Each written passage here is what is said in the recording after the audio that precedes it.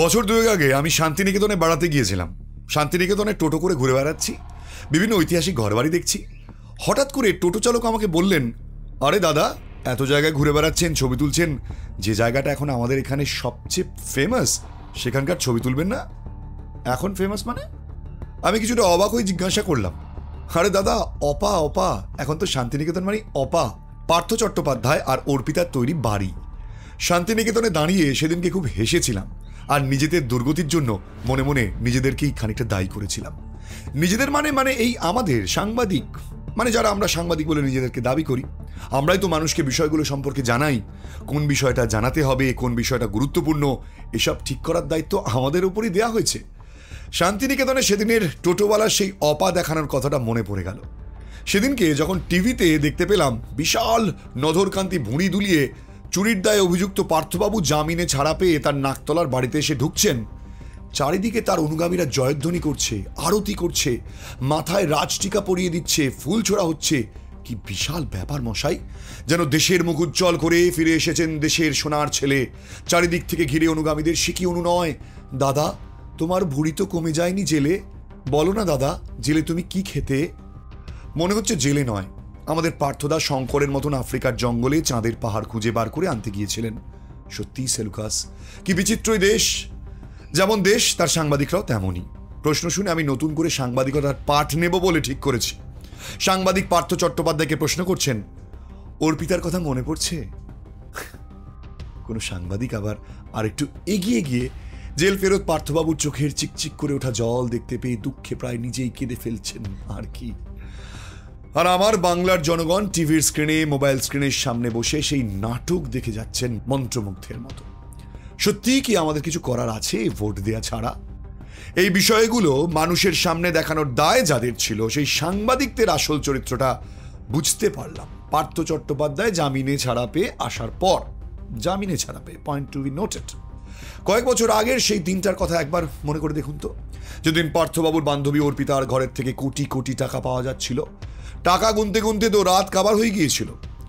তদন্তকারী অফিসারেরা টাকা গোনার জন্য মাঝরাতে মেশিন খুঁজতে বেরিয়েছিলেন, টাকা গোনার মেশিন। তারপর শুরু হয়ে গেল বিভিন্ন জায়গা থেকে অপাপ খুঁজে বার করার পালা। কোটি কোটি টাকা বেরোলো, বেনামে বাড়ি বেরোলো, সেই বাড়িতে আবার বিশেষ ধরনের কিছু খেলনাও পাওয়া গেল। বিশেষ ধরনের খেলনা, যেগুলো নিয়ে ওই পার্থবাবুদের মতন বড় বড় শিশুরা খেলেন। থাক, সকলের সামনে সেসব নিয়ে আর আলোচনা করছি না। পার্থ চট্টোপাধ্যায় রসিক লোক, অর্পিতাকে নিয়ে অনেক ছবিও তুলেছেন। ধুতি শাড়ির সে কি কম্বিনেশন!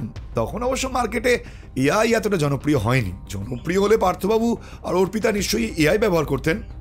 তবে হ্যাঁ, এর মাঝখানে একটা কথা বলি, এআইকে কিন্তু আপনিও ব্যবহার করতে পারেন। সেক্ষেত্রে আপনি শেয়ার মার্কেটে ব্যবহার করতে পারেন, ট্রেড করতে পারেন এআইয়ের মাধ্যমে। কিভাবে? দেখে নিন। বন্ধুদের সাথে আড্ডা দিতে গেলেও এখন যে অবস্থা না, সুযোগ পেলে সবাই ফোন নিয়ে বসে পড়ে। আমিও সেটাই করছিলাম। তো আমাকে আমার এক বন্ধু জিজ্ঞাসা করলো, তুই ফোনে কি করছিস? কিছু কিনছিস নাকি? আমি বললাম, কিনছি না, কামাচ্ছি। হ্যাঁ, সিরিয়াসলি। এই দেখুন, এই ট্রেডটা নিলাম, 5 থেকে 10 সেকেন্ড অপেক্ষা করলাম, তারপরে বুম, প্রফিট ক্লোজ। এটা হলো pocket broker, global trading platform. 8 বছর ধরে ভারতে কাজ করছে। আমি এআই ট্রেডিং সিগন্যালস ফলো করি, মার্কেট নিজেই অ্যানালাইজ করে এটা। আর সবচেয়ে ভালো দিক কি জানেন? Withdrawal super fast. ভিডিও শেষে দেখে নেবেন, টাকা চলে আসবে। এখন অনেকেই বলে যে রিস্ক লাগে না ভাই।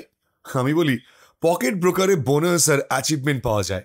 আমি ট্রেড প্রোটেকশন ফিচার ব্যবহার করি। ট্রেড ভুল গেলেও 1 টাকাও লস হয় না। যত বেশি ট্রেড করবেন তত বোনাস আনলক হবে। আমি এখন লেভেল 5-এ রয়েছি। নেক্সট বোনাসে ডাবল প্রফিট। এই দেখুন, টাকা এসে গিয়েছে, দেখতে পাচ্ছেন? ট্রাই করতে চাইলে ডেসক্রিপশনে লিঙ্ক দেওয়া রয়েছে, প্রোমো কোড ব্যবহার করুন BOSS100। 1000 রুপিস ডিপোজিট করলে পাবেন 2000 রুপিস, মানে 100% deposit bonus. Pocket broker, smart trading, minimal risk. এবার আসি মূল ভিডিওতে। পার্থ চট্টোপাধ্যায় জেল থেকে ফিরে আসার পর সাংবাদিকরা এমন একটা ভাব করলেন যেন এতদিন পর তারা গুপ্তধনের সন্ধান পেয়ে গিয়েছেন। এই সাংবাদিকরাই পার্থবাবুর জেলে যাওয়ার পরে দেখিয়েছিলেন হাজার হাজার শিক্ষকের বেহাল অবস্থা। বহু শিক্ষক চাকরি না পেয়ে দিনের পর দিন অনশন করে রাস্তায় বসে বসে জীবন শেষ করেছেন। এই সাংবাদিকরাই বলেছিলেন, একজন অসৎ মানুষের জন্য এত যোগ্য শিক্ষকের জীবন নষ্ট হয়েছে। একদিনের মধ্যে 26,000 শিক্ষকের চাকরি চলে গেল। তাদেরকে আবার নতুন করে পরীক্ষার মুখোমুখি হতে হলো। অসহায় মানুষগুলোর কান্না আজকেও আমার চোখের সামনে ভেসে বেড়ায়। যে মানুষগুলো চাকরি গেল তারা কেউ চাকরি ফিরে পেল না। হাইকোর্টের রায়ে সেই 26,000 শিক্ষককে আবার নতুন করে অগ্নি পরীক্ষার সামনে দাঁড়াতে হলো। এই এত কিছুর জন্য দায়ী কে? আমি জনগণের উপরে ছেড়ে দিলাম। পার্থ চট্টোপাধ্যায়কে এখনই আমি অপরাধী বলতে পারি না, কারণ তিনি এখনো অভিযুক্ত। জেল থেকে জামিনে ছাড়া পেয়েছেন মাত্র। পার্থবাবুর দল তার থেকে দূরত্ব বজায় রাখছে, তারা কোনোই মন্তব্য করেনি। এদিকে বাংলার সাংবাদিকরা পার্থবাবুর চোখের জল, পার্থবাবুর হৃদয়ের কান্না, পার্থবাবুর প্রেমের সঙ্গে শোভন বৈশাখীর প্রেম বা পার্থক্য এইসব নিয়ে নেমে পড়েছেন। জেলে থেকে পার্থবাবু রামকৃষ্ণ কথামৃত পড়েছেন, মাওবাদীদের সঙ্গে কথা বলেছেন, বড় বড় মনীষীদের রচনা গীতা পাঠ করে বোধিপ্রাপ্ত হয়েছেন। মানে সেই যেভাবে বোধিবৃক্ষতলে দীর্ঘদিনের তপস্যার ফলে সিদ্ধার্থ গৌতম বুদ্ধ হয়ে উঠেছিলেন, জেলে বসে পার্থবাবুও সেই রকমই কিছু একটা হয়ে গিয়েছেন। অন্তত সাংবাদিকদের অবস্থা দেখে তো তেমনই মনে হচ্ছে। কারণ বাংলার সাংবাদিকদের আর 26,000 চাকরিহারা মানুষের যন্ত্রণা, দুঃখ এসব চোখে পড়ছে না। তারা নিমিষের মধ্যে ভুলে গিয়েছেন কিভাবে একজন 9 মাসের গর্ভবতী মহিলা শিক্ষকের চাকরির পরীক্ষা দিতে এসে ভিড়ের মধ্যে মিসক্যারেজ হয়ে গিয়েছে তার। সেই সব মানুষের যন্ত্রণা, দুঃখের কাহিনী রাতারাতি উধাও। মার্কেটে এখন সাংবাদিকরা নিয়ে চলে এলেন পার্থ আর অর্পিতার বিরহ বেদনা। এরই মধ্যে জেলে বসে আবার পার্থ চট্টোপাধ্যায় তীর মারতে শিখে গিয়েছেন। পার্থবাবু যেন অর্জুনের আরেক নাম তো পার্থই ছিল। তিনি এখন দ্রৌপদীর স্বয়ংবর সভায় মাছের চোখে তীর মারবার মতন করে তীর মারতে চাইছেন। সরি, ভুল বললাম, দ্রৌপদী নয়, ওটা অর্পিতা হবে মনে হয়। সেটা যা খুশি হোক, আমাদের ভেবে লাভ নেই। আমি শুধু লক্ষ্য করছি আমাদের বাংলার সাংবাদিকদের, আমাদের বাংলার বিখ্যাত সাংবাদিকরা দু চোখ ভরে তার তীর মারা দেখতে বসে রয়েছেন। পার্থবাবু নিজের প্রেমকে জাস্টিফাইড করার জন্য তার প্রাক্তন দলের আরেক লাভ বার্ড শোভন বৈশাখীর কথা টেনে এনেছেন। একজনের যদি একটা বউ থেকেও আরেকটা থাকতে পারে, আমার তো বউ নেই, আমার কি একটাও থাকতে পারে না? সঙ্গে সঙ্গে রেগে আগুন বৈশাখী দেবী। তার প্রতিক্রিয়া নেওয়ার জন্য আবার সাংবাদিকরা পার্থ চট্টোপাধ্যায়ের বাড়ি থেকে দৌড়ে বৈশাখী দেবীর বাড়িতে চলে যাচ্ছেন।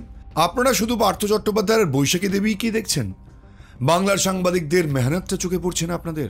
যেভাবে তারা নেতা মন্ত্রীদের প্রেমের খোঁজ খবর নিয়ে আমাদের কাছে পৌঁছে দিচ্ছেন, তাতে করে মনে হচ্ছে তারা কোনো মিডিয়া হাউসে নয়, ম্যাট্রিমনি ওয়েবসাইটে আছেন, কাজ করেন সেখানে। একসময় কবির সুমন একটা গানে বলেছিলেন, আমি চাই মন্ত্রীরা প্রেম করুক সকলে নিয়ম করে। আর নিজের দলের নেতা মন্ত্রীরা যে এইভাবে প্রভাবিত হবেন সেটা বোধহয় গানের ওই গানটা লেখার সময় বুঝতে পারেননি কবির সুমন। সাংবাদিক পার্থ চট্টোপাধ্যায়কে জিজ্ঞেস করেছিল অর্পিতার সঙ্গে দেখা হয়েছে, দেখা হলে কি বলবেন? উফ, সাংবাদিকদের শুনে মনে হচ্ছিল যেন কোনো রোম্যান্টিক সিন দেখছি। এদিকে তৃণমূলের এমএলএ শোভন চট্টোপাধ্যায়ের স্ত্রী রত্না চট্টোপাধ্যায় বলেছেন, পার্থ, অর্পিতা, শোভন, বৈশাখী এরা সবাই একই রকমের। বৈশাখী তার তীব্র প্রতিবাদ জানিয়ে বলেছেন, না, শোভন আলাদা মানুষ। শোভনের প্রেমিকার খাটের তলা থেকে তো বান্ডিল টাকা পাওয়া যায়নি। আর শোভন চট্টোপাধ্যায় নিজের প্রেমের জন্য ক্ষমতা, ঘর, সংসার সব ছেড়েছেন, কিন্তু পার্থ তো সেটা পারেনি। কে লোভী আর কে লোভী নয় সেই বিচার করতে না বসাই ভালো। শোভন চট্টোপাধ্যায়, বৈশাখী বন্দ্যোপাধ্যায় বিজেপিতে চলে যাওয়ায় আবার বিজেপি থেকে তৃণমূলে কামব্যাক, মানে সোকল্ড ঘরের ছেলের ঘরে ফিরে আসাটা কি লোভ নয়?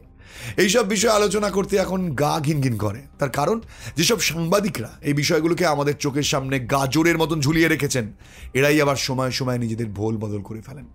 তারাই দুদিন আগে বাংলার হাজার হাজার যোগ্য শিক্ষক শিক্ষিকার দুর্গতির কথা দেখাচ্ছিলেন। তারা আজকে ভুল বদল করে কে খাঁটি প্রেমিক সেই বিচার করতে বসে পড়েছেন।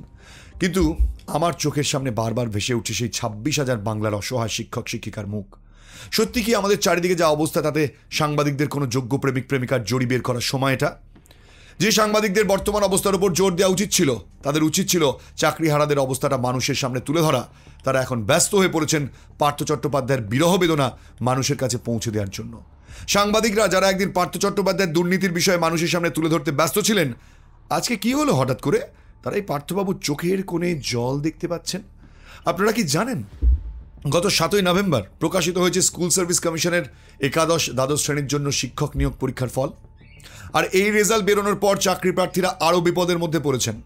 শনিবার যে তালিকা প্রকাশিত হয়েছে তাতে পরীক্ষার্থী বুঝে নিতে পারবেন ইন্টারভিউয়ের জন্য তিনি যোগ্য কিনা। আর সেই তালিকা প্রকাশের পরেই চাকরি নিয়ে চিন্তায় পড়ে গেছেন অনেক চাকরি প্রার্থী। সুপ্রিম কোর্টের নির্দেশেই আবার একাদশ দ্বাদশ শ্রেণীর জন্য শিক্ষক নিয়োগের পরীক্ষায় বসেছিলেন চাকরিহারা শিক্ষকেরা।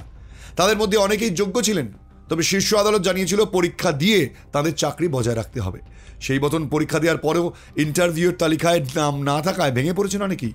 আর এইসব খবরের কোনো প্রয়োজন নেই এই মুহূর্তে। তাই বাংলার সাংবাদিকরা নিশ্চিন্তে পার্থ আর অর্পিতার নতুন প্রেমের কেমিস্ট্রি খুঁজে বেড়াচ্ছেন। চাকরির পরীক্ষা নিয়ে এখানেই শেষ নয়, নতুন চাকরি প্রার্থীদের অবস্থাও শোচনীয়। তার কারণ এক অদ্ভুত কাট অফ মার্কসের গেঁড়া কলে এখন তাদের ভাগ্য ঝুলিয়ে রাখা হয়েছে।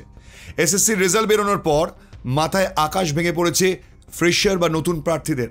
তাদের কাছে এই ফলাফল এক দুঃস্বপ্নের চেয়ে কম কিছু নয়। অভিযোগ উঠছে কাট অফ মার্কস এতটাই বেশি রাখা হয়েছে যে লিখিত পরীক্ষায় 60 পেয়েও বহু যোগ্য প্রার্থী ইন্টারভিউর জন্য ডাকই পাননি। এই ঘটনাকে অনেকেই প্রহসন বলছেন। এমনকি লিখিত পরীক্ষায় 60 এবং অ্যাকাডেমিক্স করে 10 অর্থাৎ মোট 70 পেয়েও ইন্টারভিউ ডাক পাননি এমন উদাহরণও রয়েছে। কেন এত হাই কাট অফ মার্কস? নেপথ্যের কারণ কি? বিশেষজ্ঞ এবং চাকরি প্রার্থীদের মতে এই অস্বাভাবিক উচ্চ কাট অফের মূল কারণ হলো ইন সার্ভিস বা কর্মরত শিক্ষকদের জন্য বরাদ্দ অতিরিক্ত 10 নম্বর।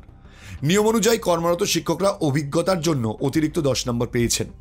এই নাম্বারটা লিখিত পরীক্ষার নাম্বারের সাথে যোগ হওয়ার ফলে মোট নাম্বার অনেকটা বেড়ে গিয়েছে। ফ্রেশারদের অভিযোগ এই 10 নম্বর তাদের এবং ইন সার্ভিস প্রার্থীদের মধ্যে একটা বিশাল ফারাক তৈরি করেছে। একজন ফ্রেশার প্রার্থী যদি লিখিত পরীক্ষায় অসাধারণ ফল করেও 60 পান, সেখানে একজন ইন সার্ভিস প্রার্থী তুলনামূলকভাবে কম নম্বর পেয়েও অভিজ্ঞতার 10 নম্বর যোগ হওয়ায় সহজেই তাকে টপকে যাচ্ছেন। তাদের মতে যদি এই পরীক্ষা নেওয়ার উদ্দেশ্য ছিল কর্মরত শিক্ষকদের নতুন করে সুযোগ দেওয়া, তাহলে প্রথম থেকে সেটা ঘোষণা করে দেওয়া উচিত ছিল। কেন লক্ষ লক্ষ ফ্রেশার প্রার্থীকে স্বপ্ন দেখিয়ে তাদের পরিশ্রম এবং আবেগের সঙ্গে এমন প্রহসন করা হলো? তাদের ফর্ম ফিল আপের জন্য টাকাও তো নেওয়া হয়েছে। সব মিলিয়ে পরিস্থিতিটা বহু মানুষের জন্য দুর্বিষহ হয়ে উঠেছে। এতগুলো মানুষের ভবিষ্যৎ নিয়ে খেলা হচ্ছে, আর আমরা বসে বসে নেতা মন্ত্রীদের প্রেম কাহিনী দেখছি। পার্থ চট্টোপাধ্যায় জেল থেকে জ্ঞানপ্রাপ্ত হয়ে ফিরে আসবার পর ব্রুটাসকে খুঁজতে বেরিয়েছেন। তার পেছনে পেছনে ক্যামেরা নিয়ে ছুটছেন বাংলার মহাজ্ঞানী সাংবাদিকরা। আর আমরা বাংলার মানুষ যারা প্রতিদিন টিভি বা মোবাইলের পর্দায় চোখ রাখি, তাদেরও মনে হয় সাংবাদিকদের দিকে তাকিয়ে পার্থ চট্টোপাধ্যায়ের মতোই বলতে ইচ্ছে করছে, ব্রুটাস তুমিও। যাই হোক, এই ভিডিও এখানে শেষ করলাম। যদি ভালো লাগে প্লিজ সকলের সঙ্গে শেয়ার করতে ভুলবেন না। কমেন্ট সেকশনে এসে আপনার কমেন্ট বা মতামত জানাতেও ভুলবেন না। আর ভালো লাগলে এই চ্যানেলটিকে এক্ষুনি সাবস্ক্রাইব করে নিন। হোয়াটসঅ্যাপে এই ধরনের ভিডিও পেতে চান, আপডেট পেতে চান, ইমিডিয়েটলি ডেসক্রিপশন বক্সে যান, হোয়াটসঅ্যাপ গ্রুপের লিঙ্ক রয়েছে, যুক্ত হয়ে যান।